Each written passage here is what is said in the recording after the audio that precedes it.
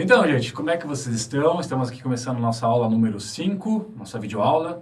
E agora, então, visto já os pré-socráticos, os sofistas, Sócrates, nós começamos então a falar dos grandes nomes, né, que ficaram marcados na história, os grandes pilares, e o primeiro deles é o Platão. Nós vamos ter duas aulas sobre Platão, pela importância que ele teve, né? E é importante, assim como eu fiz na outra aula, nós situarmos Platão dentro daqueles períodos que nós estamos acompanhando, que eu apresentei a vocês na primeira aula, né? O período cosmológico ou naturalista, que tinha a intenção de explicar né, o mundo e a ordem da natureza, o cosmos, né? Na outra semana nós falamos sobre os sofistas, né, e Sócrates, que é o período chamado antropológico ou humanista, como vocês estão vendo ali no slide, né, o período que representa o esquecimento daquelas preocupações a respeito da origem e do cosmos, né, preocupando-se com questões referentes ao homem, né, nós vimos as várias divergências que nós tivemos, né, entre os sofistas, né, e Sócrates. E agora, então, nós estamos no período mais frutífero do período da filosofia antiga, que é o período das grandes sínteses, né? E é aqui que Platão está. É o período mais rico da filosofia grega, né? Onde há a preocupação essencial com os fundamentos do conhecimento, da moralidade e de vários outros problemas filosóficos. Então aqui, pessoal, nós começamos a ver essa primeira parte do Platão. Para isso, agora, né?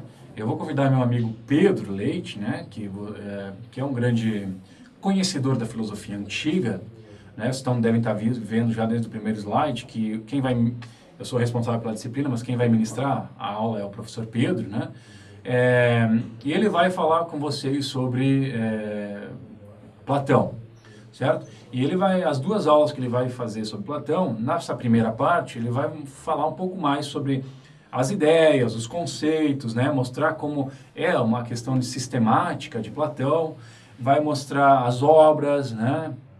Vai mostrar como Platão é o fundador, digamos assim, de um sistema metafísico, como se entende, né? Como sistema metafísico, né? E na próxima aula falar um pouco mais sobre questões epistemológicas. Então eu apresento, né? Apresento a vocês o professor Pedro, e deixo vocês com ele, que vocês vão estar em ótimas mãos aí para compreender os grandes avanços que Platão fez e trouxe para a filosofia antiga. Olá, pessoal, sejam todos bem-vindos à continuidade da nossa disciplina de História da Filosofia Antiga.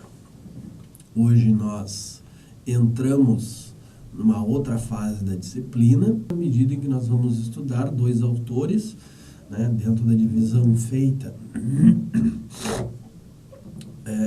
nos blocos da História da Filosofia Antiga. Nós entramos na parte do que se pode dizer o período de sistematização. Isso é, nós começamos a identificar nesses autores, Platão e Aristóteles, respectivamente, a formação de sistemas filosóficos que visam abranger, né, nas suas discussões a totalidade de uma série de problemas.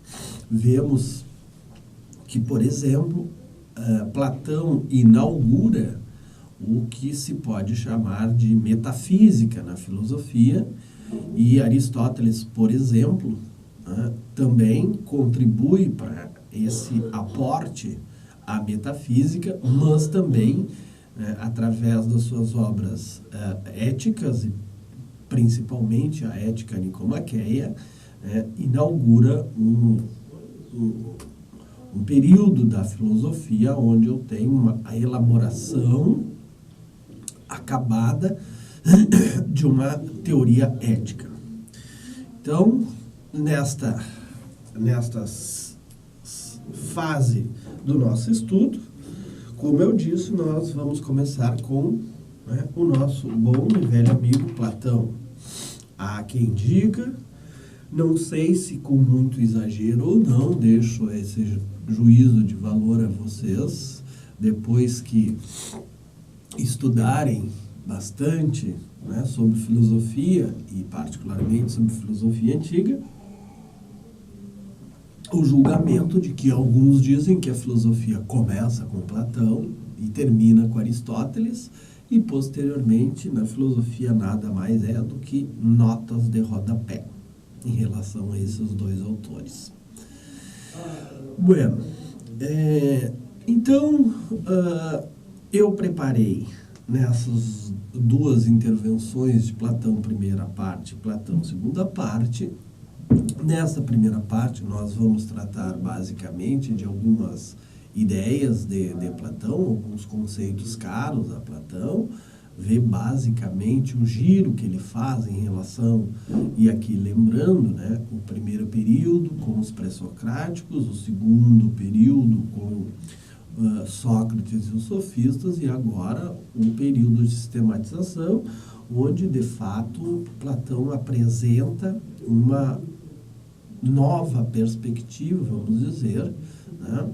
Primeiro com a sistematização das suas ideias, buscando um certo giro, vamos dizer, na filosofia, quando traz para as discussões a possibilidade do conhecimento, né? Ou seja, uma teoria que começa a dar explicações a respeito da possibilidade do conhecimento, que para Platão, digamos, é possível. Ele não assume, que nem seus predecessores, vamos dizer, como nós vimos, né, quer um relativismo epistêmico, quer um ceticismo epistêmico, ou mesmo até um niilismo epistêmico, mas assume a possibilidade efetiva de se chegar ao núcleo do conhecimento, ou seja, a verdade buscada por um determinado processo. Deve ser dito, de início, que numa disciplina de história da filosofia antiga, e talvez mesmo as outras disciplinas de história que compõem o currículo de vocês, é muito difícil, quer num curso presencial ou mesmo num curso EAD, fazer um esgotamento daquele período. Certamente, né, em razão disso, há disciplinas complementares, como seminários de filosofia antiga, seminários de filosofia medieval, onde é possível se fazer um aprofundamento desse período.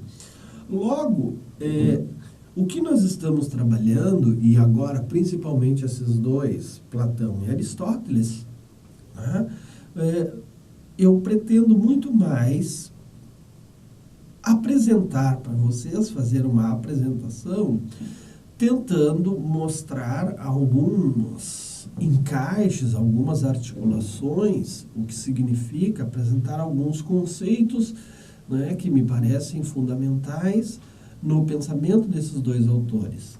Mesmo porque, né, estudar Platão, em geral, nós poderíamos disponibilizar um semestre para o estudo de Platão, e mesmo quando se quer fazer um trabalho um pouco mais aprofundado, pegar das suas obras somente um diálogo e trabalhá-lo, nós teríamos material para um trabalho de um semestre inteiro, né? Então, essa primeira observação é para dizer para vocês que muito do conhecimento posterior a essa disciplina, ou mesmo concomitante a essa disciplina, vai depender da busca de vocês, quer, né, se dirigindo a nós, a equipe, digamos, solicitando uma bibliografia mais aprofundada, enfim, quer por leituras particulares, né, que vai dar um pouco esse aprofundamento. Aqui, muito mais se quer apresentar e talvez estimular, através de algumas problematizações, que vocês possam dar continuidade ao estudo. Dito isso, então, nessa primeira parte, né, ou a parte 1 de Platão, eu vou tratar dessas questões que dizem respeito a uma parte do seu sistema, e na parte 2 eu vou, né, tratar um pouco da questão do âmbito da ética e da política em Platão. Bueno, o que nós temos a dizer primeiro? Eu costumo, sempre quando nós vamos dar uma olhada em alguns clássicos sobre Platão, e nós temos grandes especialistas, né, atualmente, durante a história, comentadores, né, de Platão, muito balizados, né, se fala muito da vida e obra, né, e essas coisas de vida e obra mais particulares de Platão, eu deixo ao encargo de vocês essa busca, porque não gostaria de me deter a isto, né? Não é que seja uma perda de tempo, mas nós perderíamos, de fato, alguns minutos importantes, né? E aí, nesse sentido, dando privilégio às suas ideias, não propriamente um discorrer sobre a sua vida. Então, não vou tratar especificamente sobre o clássico, assim, vida e obra, né? Algumas características que nós podemos dizer, assim, do pensamento de Platão, né? E certamente eu não vou esgotar todas essas características, eu vou apontar algumas que me parecem bem importantes para entender um pouco o funcionamento, né, do pensamento de Platão. A primeira observação, e tiro essa observação, né, essas características, basicamente, do Reale, embora se possa achar em outros autores, é que Platão renova o significado do mito, uma delas, um aspecto, né, apresenta uma fundação, vamos dizer, inaugura aquilo que se entende em filosofia sobre, né, o que é a metafísica, através da sua divisão de mundo, e apresenta uma dualidade de pensamento, quer em relação ao homem, quer em relação ao mundo. E é isso, né, que nós vamos um pouco desdobrar neste nosso encontro. Desses três aspectos, eu gostaria de salientar, né, o aspecto da renovação do mito, né, a fundação da metafísica, com a divisão do mundo e mesmo a dualidade, né, relativa ao homem e ao mundo.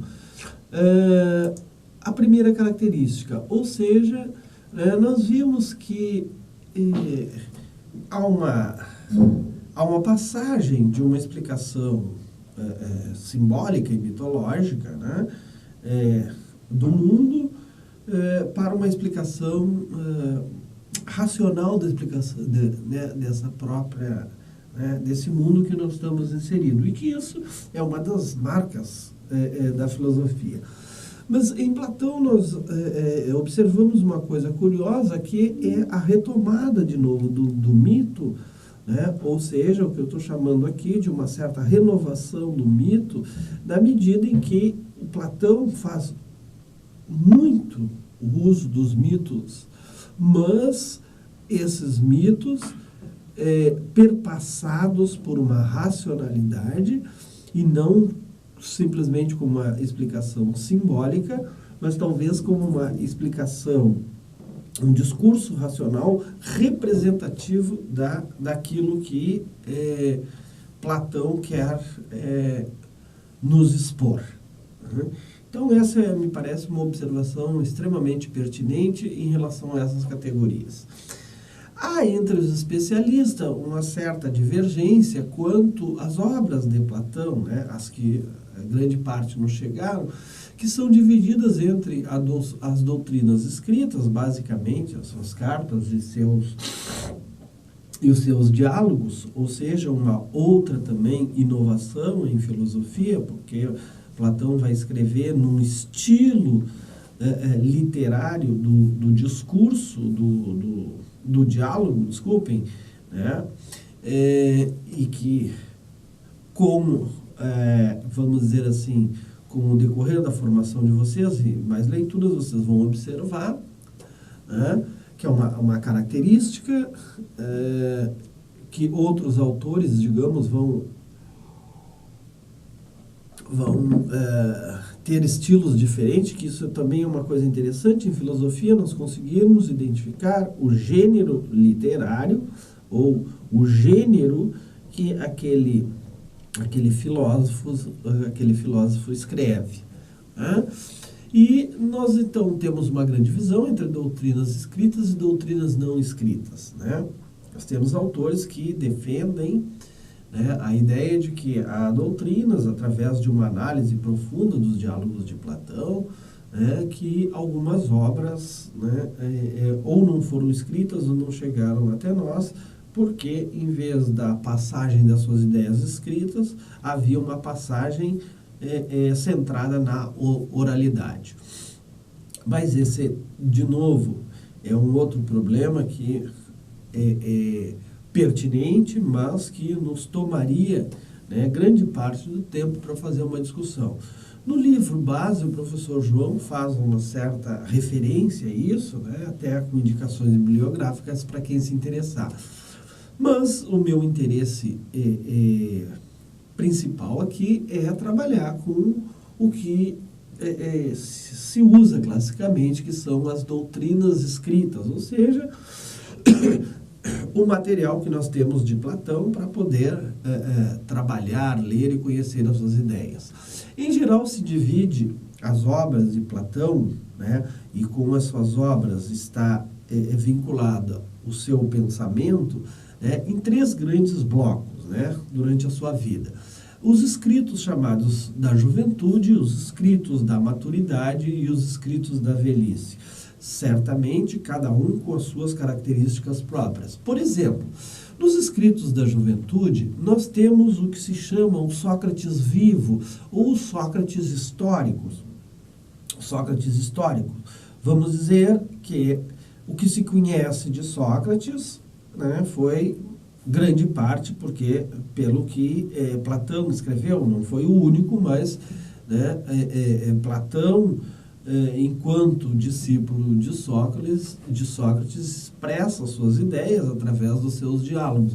E os primeiros diálogos de Platão, chamados diálogos da juventude, nós vemos o Sócrates nesses diálogos, e isso, de novo, nós exigiria, né, ou exige cada um de vocês fazer uma certa leitura desses diálogos da juventude, depois dos diálogos da maturidade e da velhice, para que se possa observar o papel que Sócrates desempenha nesses diálogos, embora sempre sendo o personagem principal.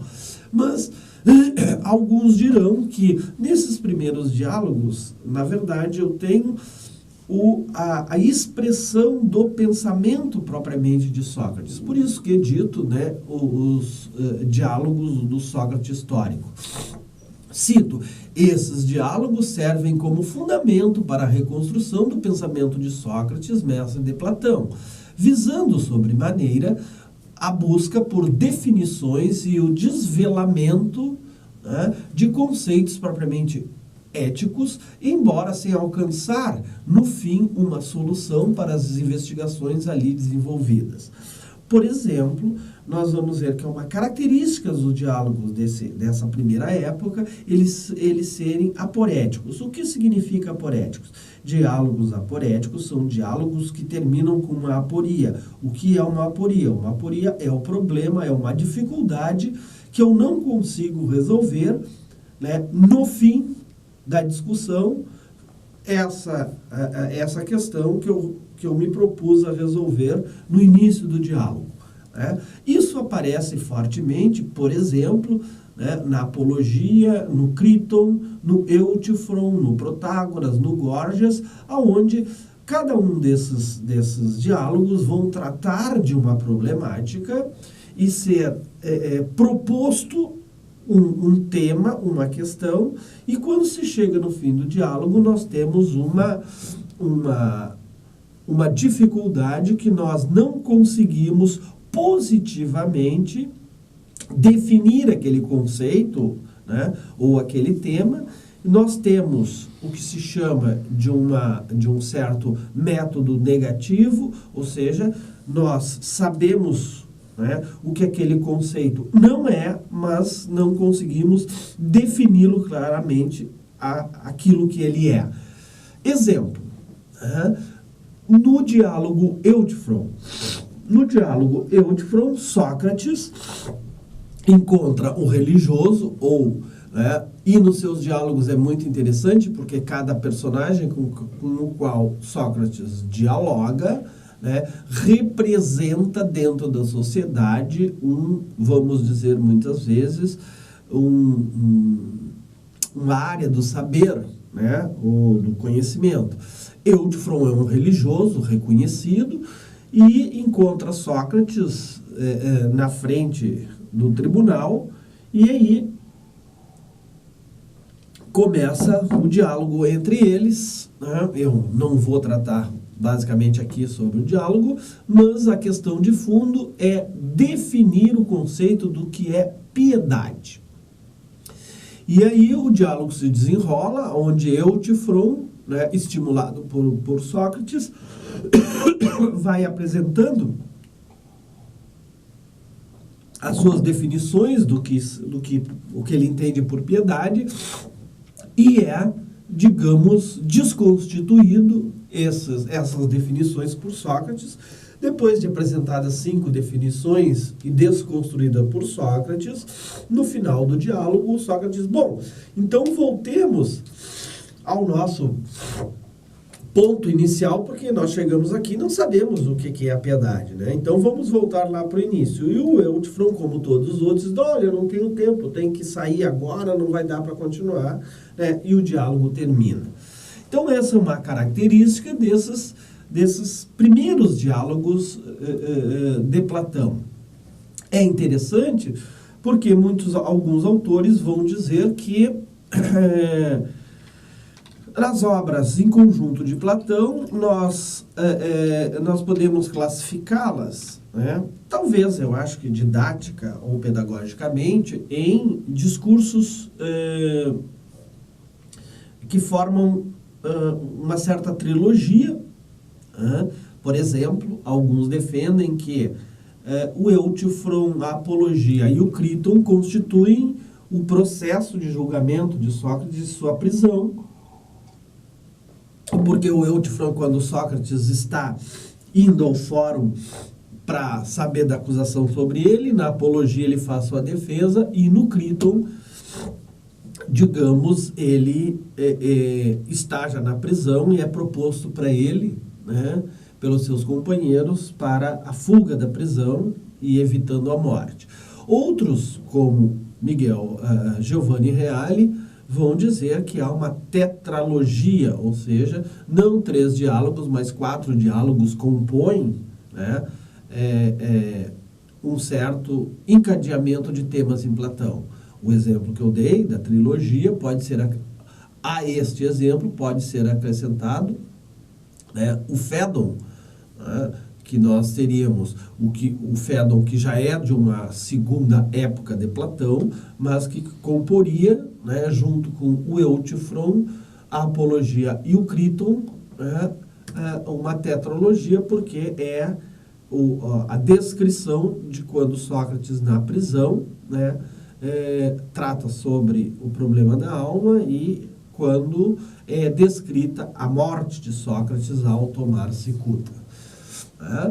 Bueno, além desse período da juventude, nós temos o período da maturidade, que vai se caracterizar, por exemplo, em diálogos onde aparecem, né, ou surgem as teorias propriamente de Platão, a teoria das ideias, que vão modificar o eixo da pesquisa para o âmbito da metafísica.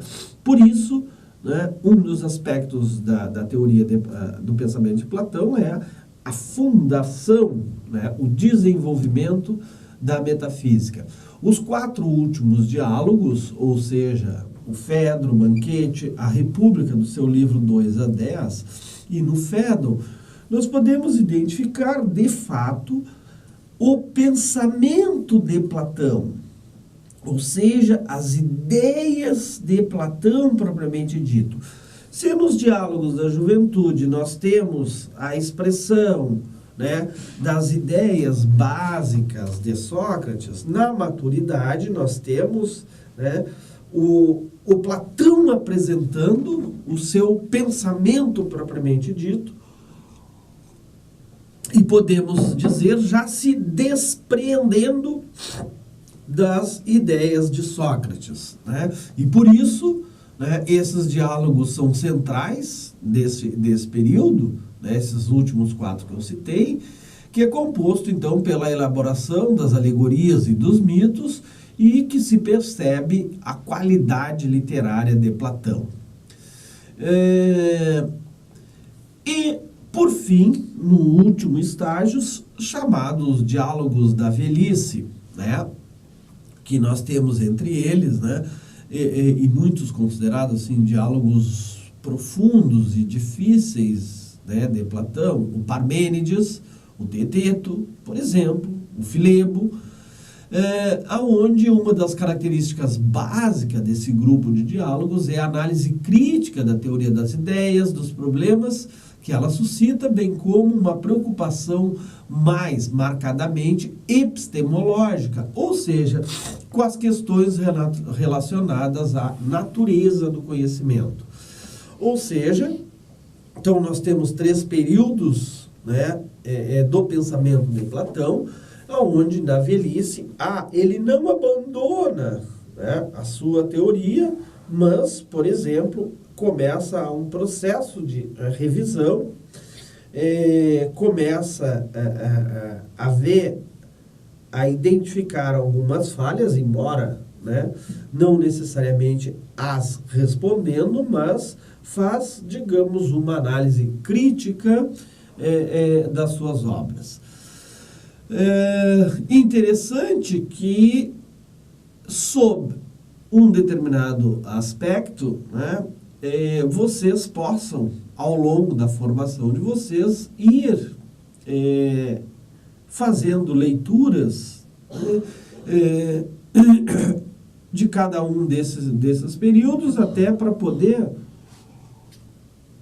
identificar, né, a mudança, né, de perspectiva, a mudança ou a construção de um pensamento de um determinado filósofo. Bom, iniciamos então a colocar as ideias de Platão, né, que nos parecem importantes para esboçar um pouco o seu pensamento. E a principal delas, a mais conhecida, é a sua teoria das ideias, né? Ou teoria das formas, ou, se vocês quiserem, a teoria da coisa em si, da essência. Basicamente, vocês vão observar que a teoria das ideias se desdobra em outras teorias, e todas essas teorias de Platão estão, de certa forma, encaixadas, né? E por isso a gente fala de uma sistematização do pensamento de Platão. Pontualmente, elas se encontram expressas no Fédon, né? E não que não esteja em outras, e na República. Aliás, o livro A República, composto dos seus 10 capítulos, né, ou a própria República, composta de 10 livros, né, é considerada, por muitos, e eu concordo com isso, a grande obra de Platão. As outras são importantes, mas ali, né, é um tratado que aborda, né, âmbitos da filosofia que a gente pode, digamos, fatiar dentro daquela grande obra. Ele trata de questões da justiça, questões de ética, questões de política, questões de metafísica, questão de educação, questões de epistemologia, enfim, né?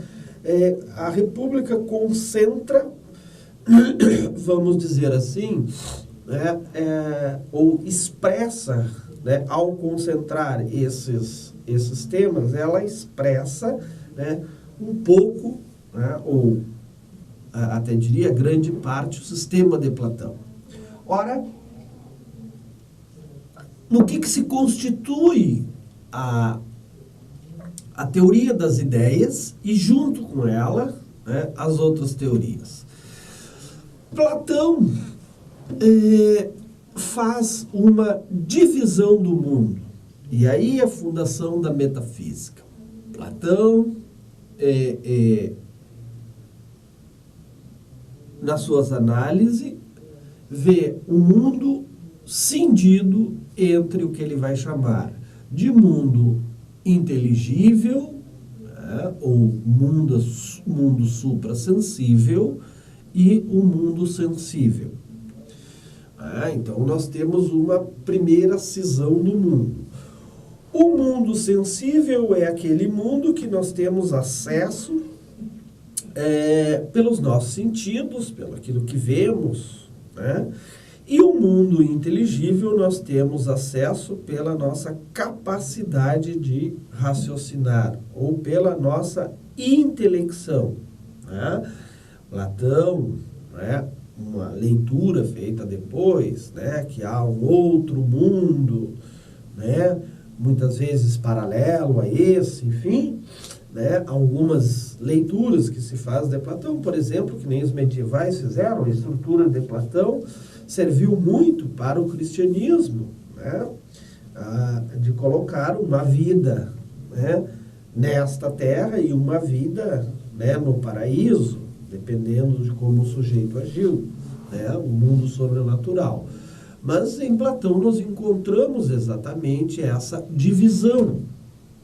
E Platão vai dar uma prioridade ao mundo inteligível, né? Isso aparece, por exemplo, no Fédon, aparece na República, né? Mas essa divisão, ela não é simplesmente uma visão, vamos dizer, gratuita. Por quê? Porque há elementos subjacentes aí. Ora, como é que Platão vai explicar, né, a possibilidade, né, de um conhecimento efetivo da verdade? Vejamos que a busca de um filósofo é a busca pela verdade. Essa é uma característica do surgimento da filosofia.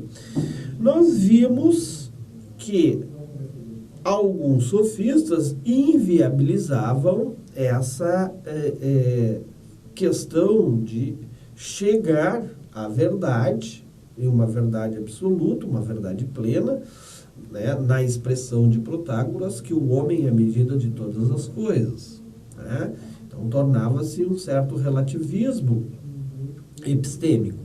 Em Platão, nós temos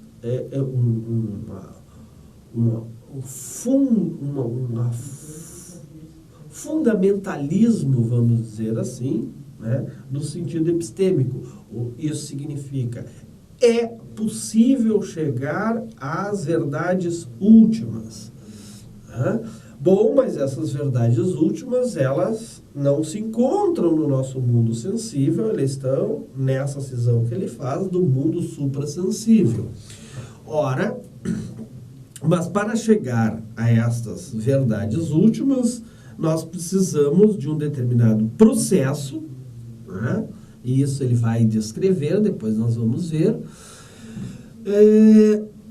E além desse processo, nós temos que ter um certo objetivo, né? E a pergunta é que esse objetivo de chegar à verdade, né? Como é que se dá todo esse processo e como se dá principalmente a questão da vida do homem, né? Para chegar a esse conhecimento pleno. Ora, no Fédon, o Platão vai dizer o seguinte, né? E aí a sua cisão,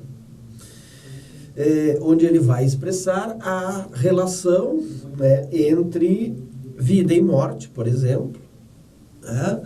E vai fazer a defesa da imortalidade da alma. Ou tentar, melhor seria dizer, tentar fazer a defesa da imortalidade da alma, né? Provando ou tentando provar de que a alma pré-existe antes dessa existência no mundo sensível.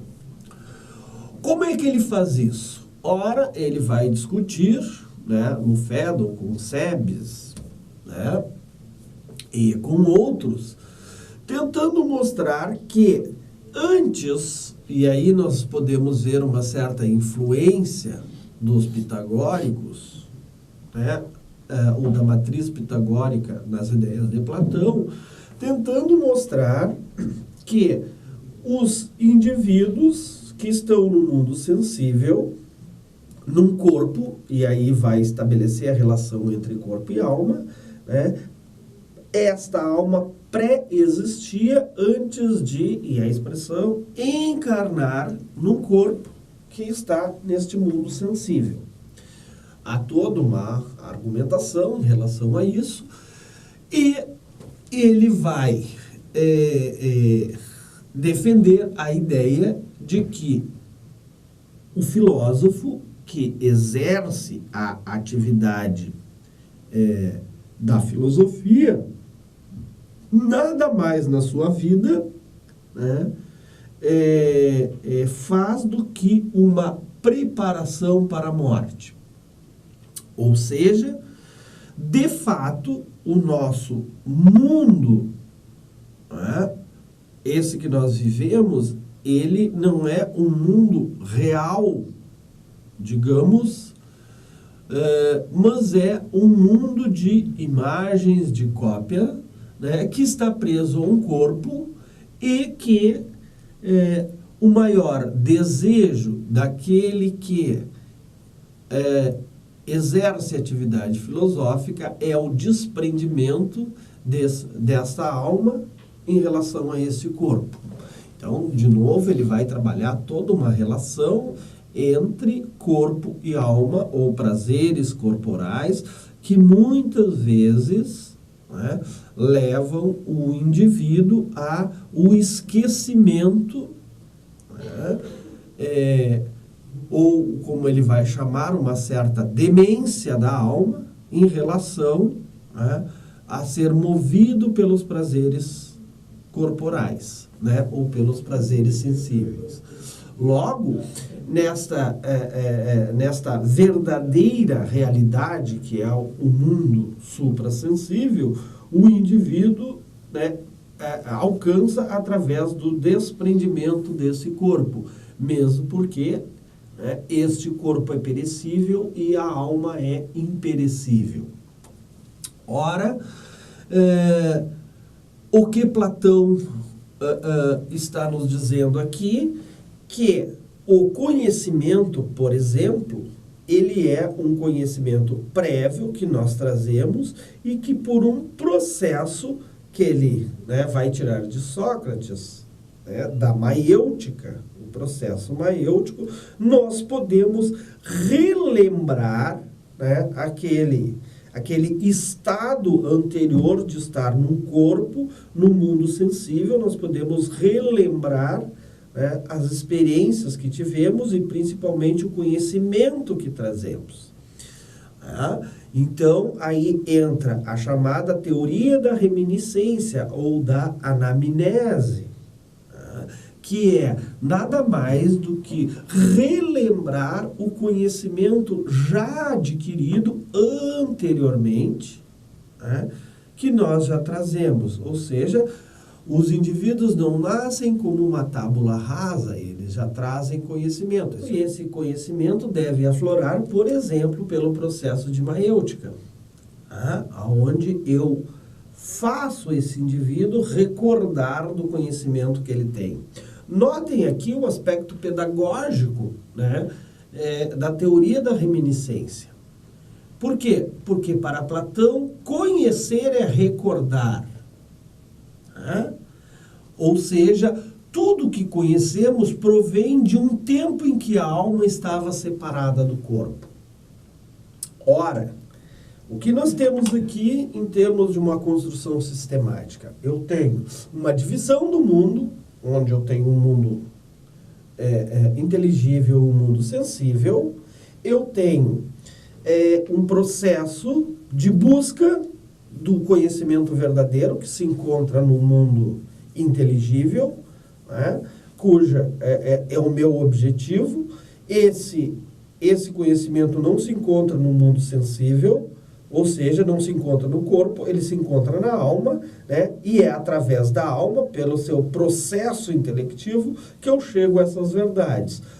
Mas não é uma verdade que eu simplesmente vá adquirindo, mas é uma verdade, aliás, é um conhecimento que eu vá simplesmente adquirindo, mas é um conhecimento que eu vou, nesse processo todo de chegar até a essência das coisas, a verdade das coisas, é um processo que eu vou só recordando. Nesse sentido, recordar, né, é, de fato, conhecer. Ora, mas que Platão vai dizer também? E entra um outro elemento interessante a respeito da criação desse mundo que foi cindido, que é o demiurgo. Notem bem que o demiurgo em Platão, né, não é, e aqui vamos ter um certo cuidado, porque muitas vezes se tenta, né, juntar peças que não se encaixam muito bem. Né? Os deuses, quando Aristóteles, Platão, falam num certo criador, vamos dizer assim, ou quando Aristóteles diz que o Deus é o amor, né? São deuses ou são figuras que não compartilham, por exemplo, do Deus judaico-cristão, da ideia de criação. No Timeu, basicamente, Platão apresenta essa figura do demiurgo. Quem é o demiurgo? O demiurgo é o artífice do mundo sensível no sentido em que cria este mundo tendo como modelo o mundo inteligível, que é uma cópia imperfeita do mundo inteligível, ou seja, do mundo das ideias. O que significa isso? Ora, o demiurgo, vamos dizer, pega o material que pré-existe no mundo suprassensível e constrói todo o mundo inteligível. Mas as ideias, e daí agora nós vamos entrar nas ideias, as ideias precedem a este mundo sensível. Ou seja, o material constitutivo do mundo sensível, que é organizado por esse demiurgo, ele nada mais é uma cópia de formas ideais. Ora, e como é que nós reconhecemos essas formas ideais? Como é que nós podemos dizer que elas existem? Elas podemos dizer que elas existem porque nós, ao observar um mundo sensível, né, identificamos, e aí vem uma outra teoria de Platão, que esses particulares participam de algo maior.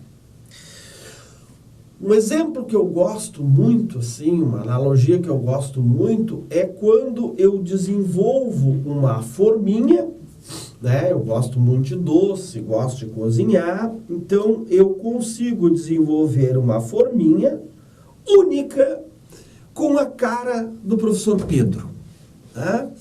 Então eu tenho aquela forma, né?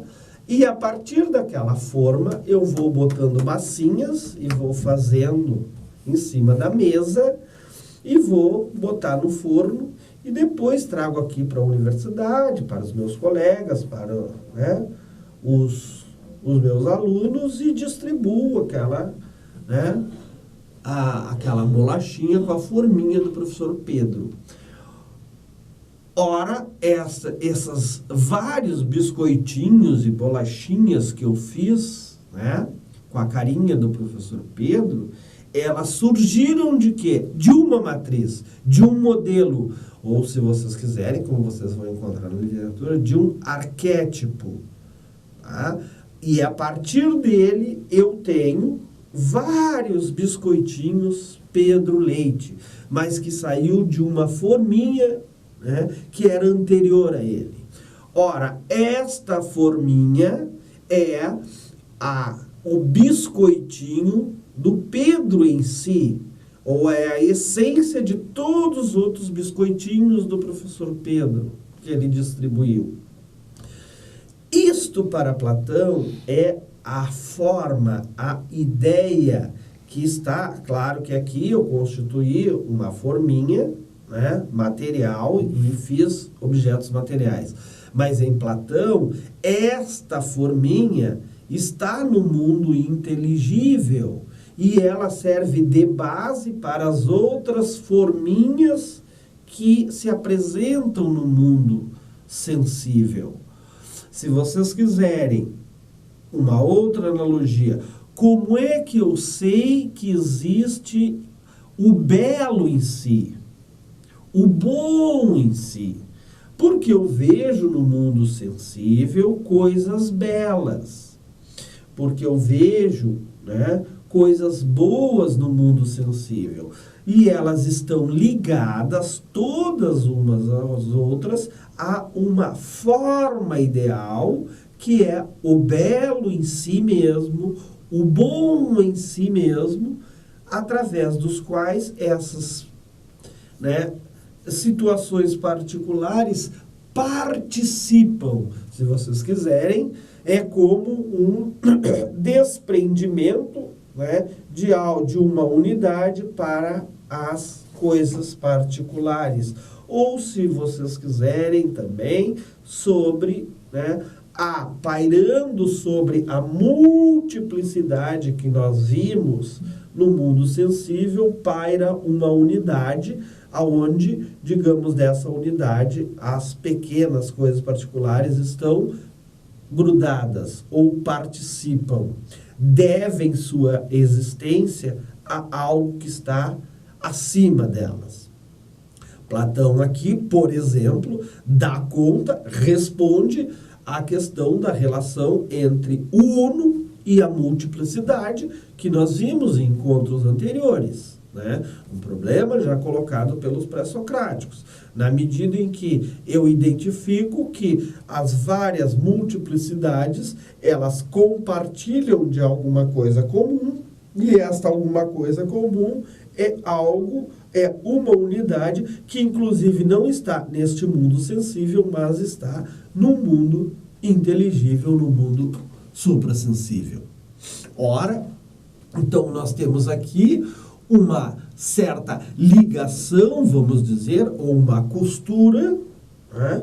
E numa costura de uma área, que a gente pode dizer, né, uma área da metafísica, que aparecem os elementos com os quais Platão vai operar dentro dessa área da filosofia que ele funda, né, que é a metafísica.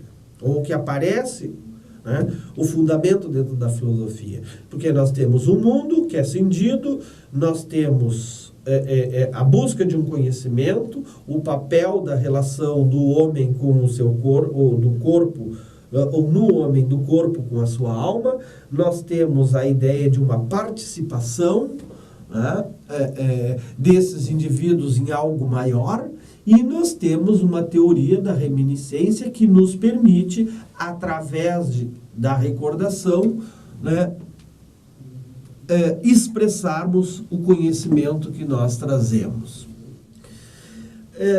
Então, vamos verificar na República, tá, como se dá este processo de conhecimento. E aí nós vamos ver que após, né, como é que a gente pode dizer, um embasamento metafísico, Platão vai desenvolver toda uma teoria epistemológica.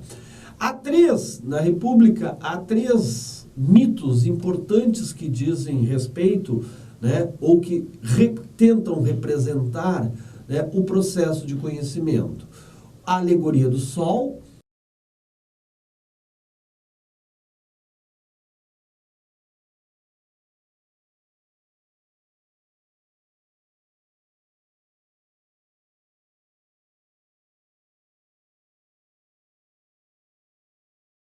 né, a alegoria da linha e dos níveis de conhecimento,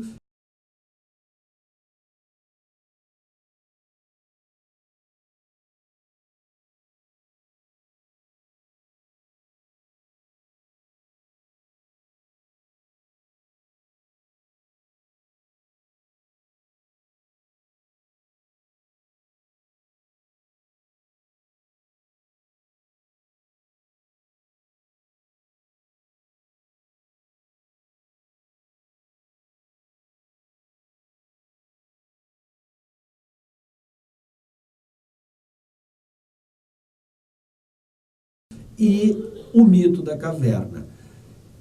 E no próximo encontro nós vamos iniciar exatamente pelo mito da caverna e posteriormente ver os seus desdobramentos, né, no âmbito da ética e da política em Platão. Então, gente, aproveitaram bem a aula.